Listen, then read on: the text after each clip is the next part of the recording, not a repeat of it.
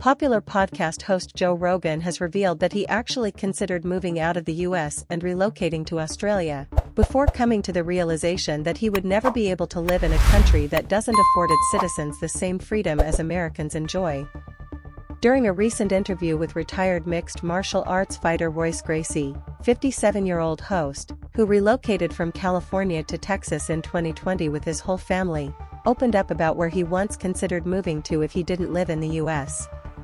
"There's no place that has this kind of freedom," he said, before revealing, "I used to think Australia."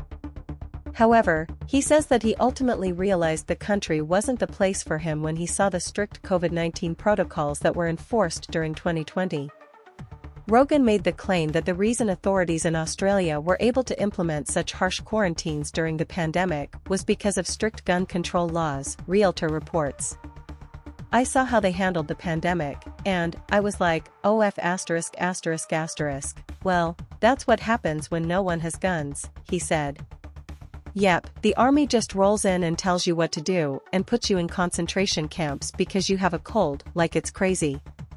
His use of the term concentration camps was in reference to comments made by some travelers who were quarantined for weeks when entering Australia, either in hotels or in isolation facilities, that were criticized by many for their lack of comfort and amenities.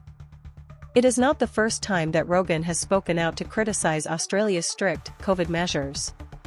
In a 2021 Instagram post, he slammed the country's leaders for what he described as dystopian police state measures, when he said Australia had the worst reaction to the pandemic with dystopian police state measures that are truly inconceivable to the rest of the civilized world. The news of his near move down under comes after the Joe Rogan Experience host responded to criticism leveled at him from chairman of the ABC Australia Kim Williams. Rogan responded to an attack from the ABC boss, who argued the podcaster was deeply repulsive and took advantage of people's vulnerabilities. Kim Williams made the comments as his own organization struggled with significant drops in audience figures. When asked about the Rogan effect and how exactly the successful podcaster has managed to capture what has been dubbed the bro market in the US, Mr. Williams did not pull his punches. "I am not a consumer or enthusiast about Mr. Rogan and his work," he said.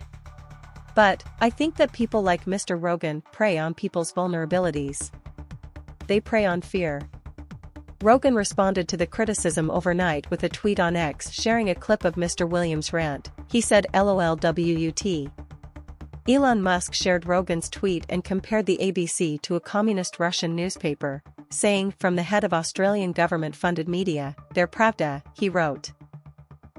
Although Rogan did not end up relocating overseas, he did make a major move in 2020, when he quit his life in California and moved to Austin, Texas, where he purchased a $22 million, $14.4 million mega mansion from which he now records his infamous podcast. The podcaster has managed to lure dozens of A-list celebrities to his new home on Lake Austin, where he has built a custom studio to record his show. Rogan, a former comedian, previously provided UFC color commentary before launching his podcast in 2009. By 2015, he was one of the most popular podcasters.